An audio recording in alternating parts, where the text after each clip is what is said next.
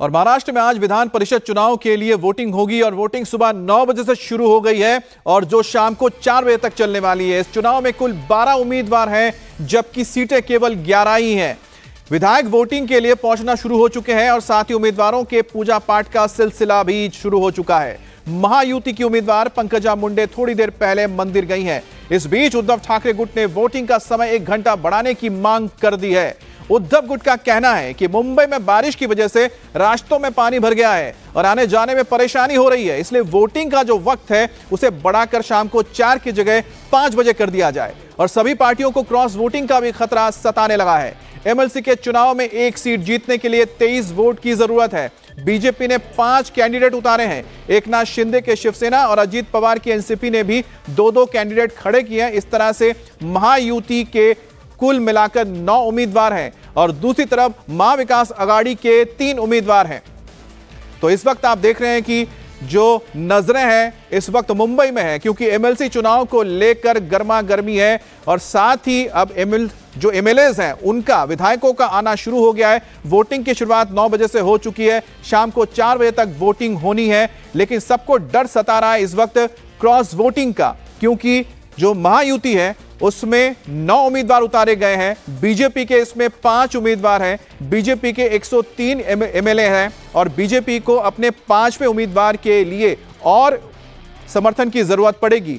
उसी तरह से जो शिंदे गुट है जिसके पास 40 विधायक हैं और साथ ही साथ जो एनसीपी अजीत पवार के गुट है उन्हें भी अपने 2 उम्मीदवारों के लिए और एमएलएस के समर्थन की जरूरत होगी। तो इस तरह से देखा जाए तो दोनों ही गुटों को एमएलएस की जरूरत पड़ेगी और एमएलएस कहां से आएंगे उसी को लेकर सभी ने रणनीति तैयार की है। कोई अपने पत्ते खोलने को तैयार नहीं है बहरहाल। लेकिन साथ ही आपको बता दें कि जो निर्दलीय हैं, करीब 10 से ज्यादा जो निर्दलीय हैं वो एक अहम रोल प्ले करेंगे और हर कोई दावा कर रहा है कि उनके साथ ये एमएलए साथ में। इसके अलावा जो छोटी छोटी पार्टियां हैं जैसे कि समाजवादी पार्टी है, इसके अलावा एमआईएम है, ये भी किस तरफ अपना रुख रखते हैं ये भी देखना होगा। बीजेपी उम्मीदवार पंकजा मुंडे ने अपनी जीत का भरोसा जाहिर किया है। उन्होंने पार्टी की रणनीति को लेकर पूरा भरोसा जताया और कहा कि भरोसे के आधार पर वो दावा कर रही हैं कि जीत का सेहरा महायुति के सिर बंधेगा। परिषद चुनाव के लिए पंकजा मुंडे चुनावी मैदान में है और विधान परिषद के चुनाव के लिए जो हम कांटे की टक्कर देख रहे हैं, पंकजा जी क्या लगता है कितनी कांटे की टक्कर है, किस तरीके से चुनाव होगा? देखिए, मुझे पूरा विश्वास है, हम सत्ता में हैं, हमारे विधायकों की संख्या अधिक है और हम पूरी तरह विजयी होंगे, यह मुझे विश्वास है। लेकिन हम मतों का गणित अभी भी देखें तो बनता हुआ नजर नहीं आ रहा, कहीं ना कहीं तो जरूरत लगेगी। देखिए, ये चुनाव पूरी तरह से अलग है, पूरी तरह से व्यवस्था इसकी अलग है, एक अलग डिसिप्लिन है, तो मुझे पूरा विश्वास है हमारी पूरी टीम जीतेगी। अपनी जीत को लेकर आपके सभी सहयोगी? मैं यहाँ उम्मीदवार हूँ, ये चुनाव अलग है। लाखों लोगों का वोट लेकर चुनाव लड़ना और एक अलग अनुभव है और ये लाखों के प्रतिनिधियों का वोट लेकर चुनाव लड़ना है, तो मेरे लिए अलग अनुभव है। पार्टी ने जिस तरह से प्लानिंग किया है उस तरह से हम लोग सिर्फ उम्मीदवार यही कह सकते हैं, हमें आत्मविश्वास है कि हम भाजपा उम्मीदवार बातचीत करने के लिए ये थी पंकजा मुंडे, जिन्होंने विश्वास व्यक्त किया है कि पार्टी ने जिस तरीके से पूरी योजना बनाई है उसके चलते बतौर उम्मीदवार वो चुनकर आएंगी। ये विश्वास पंकजा मुंडे व्यक्त करती नजर आ रही हैं। कैमरामैन सागर के साथ समीर भीसे, इंडिया टीवी, मुंबई। उद्धव गुट वोटिंग का टाइमिंग बढ़ाने की मांग कर रहा है। यूबीटी के सांसद अनिल देसाई ने कहा कि महाअघाड़ी के 3 उम्मीदवारों की जीत तय है, लेकिन जो वक्त है उसे बढ़ाया जाए, क्योंकि शाम 4 बजे तक वक्त है, उसे 1 घंटा बढ़ाकर 5 बजे किया जाए। और तर्क यह दिया जा रहा है कि क्योंकि बारिश के चलते कई इलाकों में पानी भर गया है, इसलिए आने जाने में विधायकों को दिक्कत हो सकती है। हमारे साथ उद्धव बाला साहब ठाकरे गुट के सांसद अनिल देसाई हैं। सर, मतों का जो गणित है वो बैठ रहा है क्या, क्योंकि आपके 3 उम्मीदवार मैदान में हैं और आपके पास वोट कम है? मतों का गणित बैठने पर ही यहाँ पे आए और ये पूरी बातें सही रीत से रहेगी। तीनों पार्टीज़ के विधायक अपना अपना अधिकार, अपना अपना जो फ्रेंचाइज है वो यहाँ पे करेंगे और महाविकास आघाड़ी के 3 प्रत्याशी जीत के दावे किए जा रहे हैं महाविकास आघाड़ी की, महायुति की ओर से कि हमारे ही जीतेंगे सारे के सारे। दावे हर एक अपने अपने हिसाब से करता है, जो जिस तरह से उसका गणित होगा उसी तरह से। एक आखिरी सवाल, क्या जब बारिश गिर रही है उसकी वजह से आपने कुछ मांग की हुई है? बिल्कुल, हमने लिखा था सीईओ महाराष्ट्र को कि आप जिस तरह से बरसात हो रही है, बारिश हो रही है, उस बारिश को मद्देनज़र रखते हुए वेहिकुलर ट्रैफिक है, पब्लिक ट्रांसपोर्ट है, यहाँ पे विधायकों को पहुँचने के लिए कोई दिक्कत ना हो। आप टाइम से ये करें तो 1 घंटे का टाइम उनको बढ़ा के मिले तो आराम से ये सब बातें हो सकती हैं। मतदान अच्छा होगा और फिर 6 बजे से आप गिनती शुरू कर सकते हैं। अभी कुछ आया ऐसे पता नहीं है, लेकिन आज सुबह में आ जाए तो बहुत अच्छा रहेगा। बातचीत करने के लिए कैमरामैन सागर के साथ समीर भिसे, इंडिया टीवी, मुंबई। कांग्रेस उम्मीदवार प्रज्ञा सातव भी जीत का भरोसा जता रही हैं। उनका दावा है कि क्रॉस वोटिंग से उन्हें कोई खतरा नहीं है। सुनते हैं क्या कह रही हैं। कांग्रेस की उम्मीदवार प्रज्ञा सातव है। सर मैडम एक ही सवाल कि आप मुझे बताइए कि जिस तरह से कांटे की टक्कर हम देख रहे हैं, कितनी आप आश्वस्त है अपनी जीत को लेकर? इस बार कांटे की टक्कर? मैं पूरे 100% मैं कॉन्फिडेंट हूँ कि विजय हमारा ही होने वाला है, विजय एमवीए का ही होने वाला है। और कांग्रेस पार्टी का तो 1 नंबर पे कैंडिडेट चुन के आएगा, क्योंकि सभी हमारे ज्येष्ठ नेतागण इधर है और वो सब लोग मिल के उस पर वर्कआउट कर रहे हैं। कुछ विधायक जो कहने लगते हैं कि क्रॉस वोटिंग हो सकती है, कई विधायक दूसरों के संपर्क में, ये जो अभी से शुरू हो गया है, इससे लगता है आपको क्रॉस वोटिंग होगी? नहीं, ऐसा कुछ भी नहीं होगा। हम लोग सब एक साथ हैं और क्रॉस वोटिंग कुछ भी नहीं होगी। सभी जन एक साथ, सबका आशीर्वाद मेरे साथ है और बहुमत से हमारा सीट चुन के आने वाला है। मतदान की समय सीमा बढ़ाई जानी चाहिए, आपको लगता है बारिश को देखते हुए? मतदान की समय सीमा जो है, जो 9 से 4 है, वो बढ़ाई जाने की जरूरत है, क्योंकि उबाठा जो है उन्होंने मांग की हुई है उद्धव बाला। अभी 9 से 4 तक मतदान का टाइम है। सभी आमदार ऑलमोस्ट पहुंच रहे हैं, हमारे तो सभी आ चुके हैं। इसलिए वैसा बहुत जल्दी 2-4 घंटे में ही कवर हो जाएगा पूरा मतदान। उसके बावजूद भी अगर कुछ प्रॉब्लम, दिक्कत होती है तो सीनियर लीडर्स उस पर ध्यान देंगे। धन्यवाद हमसे बातचीत करने के लिए। ये थी प्रज्ञा सातव, जो कि कांग्रेस की उम्मीदवार है। और जिस तरह की कांटे की टक्कर देखने को मिल रही है, क्योंकि जो मतदान चाहिए, यानी जो वोट चाहिए, उसकी संख्या दोनों ही ओर के गठबंधन की ओर हमें कम नज़र आती है। वो है फिर से उद्धव बाला साहेब ठाकरे गुट का महाविकास आघाड़ी हो या फिर महायुति हो, दोनों ही ओर संख्या कम है। ऐसे में क्रॉस वोटिंग होने की संभावनाएं उतनी ही ज़्यादा है। कैमरामैन सागर के साथ समीर भिसे, इंडिया टीवी, मुंबई।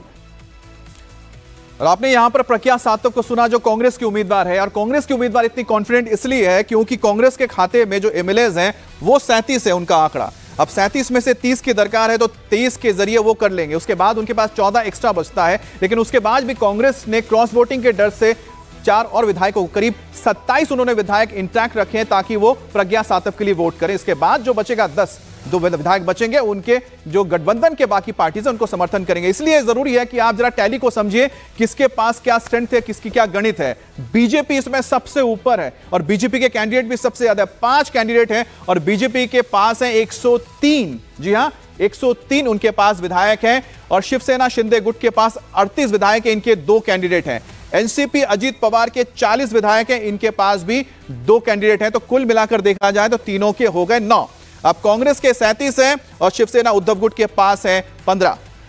अब बात करते हैं कि बीजेपी का जो गणित है वो क्या कहता है। बीजेपी का गणित यह है कि कुल विधायक 103, उम्मीदवार इसमें 5 हैं, लेकिन जीत पक्की होगी 4 की। 23-23 अगर करते हैं, कितनी इनको जरूरत पड़ेगी? 12 विधायक की जरूरत पड़ेगी। अब 12 विधायक कहां से आएंगे? क्योंकि एक तो है कि इनके जो गठबंधन की पार्टियां हैं, शिंदे और साथ ही अजीत पवार, उनके जो तमाम विधायक हैं उनके पास जितने एक्स्ट्रा बचेंगे इनके साथ जा सकते हैं। लेकिन इसके अलावा भी इन्हें निर्दलियों की दरकार होगी और निर्दलियों के लिए उन्हें अब जुगत लगानी होगी। इसी वजह से जो क्रॉस वोटिंग है, डर इस बात से सता रहा है क्योंकि जो उम्मीदवार इसमें होंगे बीजेपी के पास, जिसमें चाहे वो एनसीपी शरद गुट के लोग हों या फिर शिवसेना उद्धव गुट के लोग हों या फिर कांग्रेस हो, उनके भी कुछ लोग हो सकता है कि क्रॉस वोटिंग कर जाए।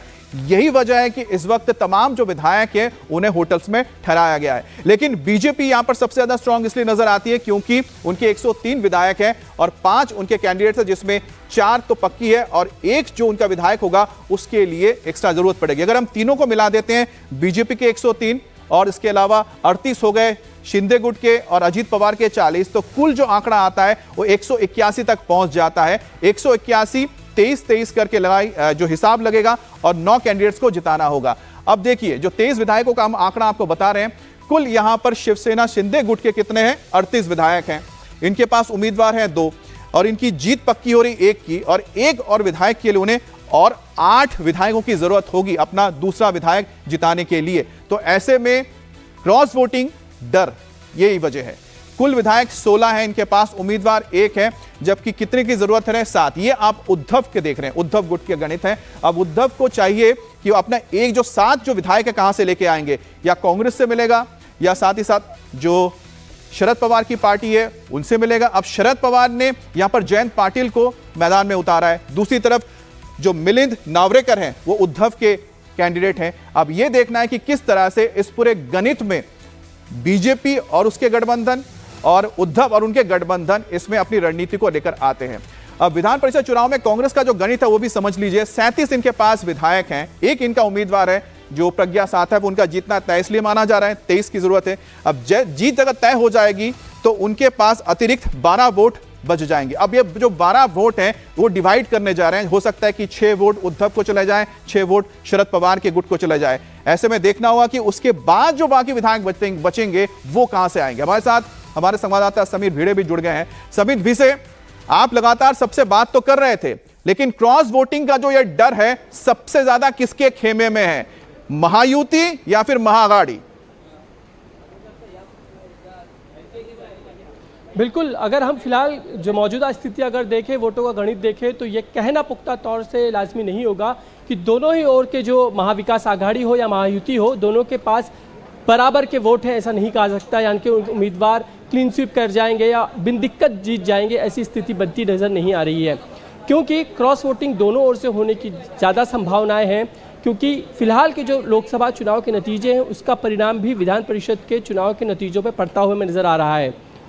जिस तरीके से शरद पवार की अगर बात करें तो उन्होंने अपनी ओर से जो जयंत पाटिल है, जो शेतकरी कामगार पार्टी के जो नेता है, पिछले कई वर्षों से वो विधान परिषद के सदस्य रहे हैं, उन्हें अपना समर्थन दिया है। ऐसे में उन्हें जो जिताकर लाने की एक जिम्मेदारी जो शरद पवार पर है, इसलिए उनकी क्रॉस वोटिंग अगर अजित पवार गुट से अगर कहीं से भी होती है तो भी ये जानना बेहद ज़रूरी होगा कि जिस तरीके से पिछले कुछ दिनों से ये खबरें चल रही थी कि अजित पवार गुट के कई जो विधायक हैं वो शरद पवार के संपर्क में हैं, तो ऐसे में लॉयल्टी सिद्ध करने वाला भी ये आज का चुनाव होगा। तो ये देखना लाजमी होगा कि अजित पवार कैंप के सचमुच लोग उनके ही कैंप में हैं या क्रॉस वोटिंग के बाद वो आ गए हैं अब शरद पवार गुट पे। अगर हम बात करें बीजेपी के पास तो अपने 4 विधायक जिताने के लिए कोई दिक्कत नहीं है, सिर्फ एक जो उम्मीदवार है उसके लिए उन्हें मतों का जो गणित है वो बिठाना होगा। ऐसे में खासकर जो निर्दलीय विधायक हैं वो उनका साथ दे सकते हैं। और थोड़ी देर पहले अगर हम बात करें तो प्रहार संगठन जो है उनके दो विधायक हैं, उन्होंने सीधे तौर पे कह दिया है कि वो एकनाथ शिंदे के साथ जाएंगे, उन्हीं के उम्मीदवार को वो जिताएंगे। ऐसे में जो सेकंड प्रेफरेंस का वोट होता है वो बहुत मायने रख जाता है। तो सेकंड प्रेफरेंस का वोट भी देखना उतना ही ज़रूरी होगा फर्स्ट प्रेफरेंस के बजाय।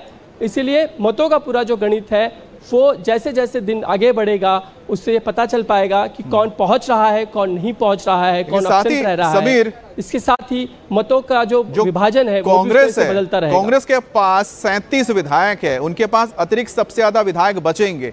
तो ऐसे में बताया जा रहा है कई सारे ऐसे विधायक थे जो नाना पटोले ने जो बैठक बुलाई थी उसमें नहीं पहुंचे, तो डर है कांग्रेस के खेमे में। बिल्कुल, कांग्रेस के खेमे में डर इसलिए भी, अगर हम बात करें जिशान सिद्दीकी की जो बांद्रा ईस्ट से आते हैं, कुछ दिनों पहले ही उनके जो पिता है बाबा सिद्दीकी वो एनसीपी अजित पवार गुट में शामिल हो चुके हैं। इसलिए बहुत लाजमी है कि वो जिशान सिद्दीकी क्रॉस वोटिंग करें, क्योंकि ये पूरी तरह से कॉन्फिडेंशियल वोटिंग है। इसी तरीके से कुछ और उम्मीदवार हैं जिसके ऊपर कल कैलाश गोरंट्याल जो कि कांग्रेस के विधायक, उन्हें सीधे उसे इशारा किया हुआ था। उसमें हीरामन खोसकर जिनका हमने इंटरव्यू भी किया, वो उनकी ओर इशारा किया था कि ये क्रॉस वोटिंग कर सकते हैं, क्योंकि जैसे ही एनसीपी अजित पवार गुट बना था वो उनके साथ जाते हुए नजर आए थे। ऐसे में ये जो 4 जो विधायकों की ओर जो इशारा खुद कांग्रेस की और कांग्रेस के लोग कर रहे हैं, इसीलिए अगर चीट कर जाते या क्रॉस वोटिंग कर जाते हैं तो ऐसे में बहुत लाजमी है कि जो महाविकास आघाड़ी के जो उम्मीदवार हैं, जो 3 उम्मीदवार हैं, उनमें से किसी एक को हार का सामना करना पड़ सकता है। लेकिन किस तरीके से अभी भी कांग्रेस जो है थोड़ी देर पहले ही खुद नेता प्रतिपक्ष विजय वडेट्टीवार आश्वस्त करके गए हैं सभी को। तो कहीं तो संजय राउत भी ये कहते हुए नजर आए, सुने गए हैं कि उनका ये कहना है कि जो उनके जो इस वक्त उम्मीदवार है मिलिंद नार्वेकर, उनके भी बाकी जो पार्टीज है, उन्होंने कई पार्टीज का नाम लिया, उनके नेताओं के साथ बहुत घनिष्ठ संबंध है। अब देखना है कि क्या उनके लिए भी कोई क्रॉस वोटिंग होती है नहीं होती महायुति की ओर से, यह भी एक बड़ा प्रश्न रहेगा। बहरहाल कांग्रेस विधायक धीरज देशमुख ने भी जीत का दावा किया है। क्यों दावा कर रहे हैं, सुनिए। साथ कांग्रेस के विधायक और नेता धीरज देशमुख हैं। जिस तरीके के गणित हैं, संख्या सभी को चाहिए। कांग्रेस को भी, कांग्रेस के साथ तो खैर निकल कैंडिडेट जीत जाएगा, लेकिन महाविकास आघाड़ी को जरूरत है। कहां से बैठेगा गणित? नहीं, ये चुनाव जो होने वाला है, जिस संख्या में जिसके विधायक जितने हैं उस तरीके का मतदान इस तीनों उम्मीदवारों को होगा और हमें आशा है कि महाविकास आघाड़ी के तीनों उम्मीदवार अच्छे मतों से जीत के आएंगे। ये अभी खेल स्ट्रैटेजी का है। महाविकास आघाड़ी के सब उम्मीदवार, सब आमदार एकजुट से इसमें हैं और लोकसभा में जिस तरीके से एक सरप्राइजिंग रिजल्ट सबके सामने आया, मुझे आशा है कि आज भी एक अच्छा रिजल्ट महाविकास आघाड़ी के बाजू से लगने वाला है। लेकिन ये क्यों है कि आपके ही विधायक जिस तरह की शंकाओं के बादल खड़े करते हैं कि 4 विधायक किसी और के संपर्क में है, क्रॉस वोटिंग कर सकते हैं, स्थिति वो क्यों इस सब? नहीं, ये सब अफवाहें हैं। ये सब माध्यमों में जो कि प्रसार करते हैं, ये आपको पता है कि विरोधकों का हमेशा यही रहा है कि एक नैरेटिव सेट करने का वो हमेशा प्रयास करते हैं। आपके विधायक कैलाश गोलंटाल कहते हैं, आपके ही विधायक कहते हैं। नहीं, उनके भी विधायकों की चर्चा वही चल रही है कि उनके यहाँ से कौन है, सबको होटल में किसने रखा है, क्या नहीं, आप सबको पता है। हमने तो किसी को कहीं नहीं रखा, हम तो सब घर से आ रहे हैं। और ये ऐसी बात है तो फिर कॉन्फिडेंस किसमें और किसमें नहीं है, सत्ता पक्ष के विधायक कहाँ हैं और कितने गिनती करी जा रही है, वो सब भी देखना चाहिए आप लोगों को और वो भी रिपोर्ट करना चाहिए।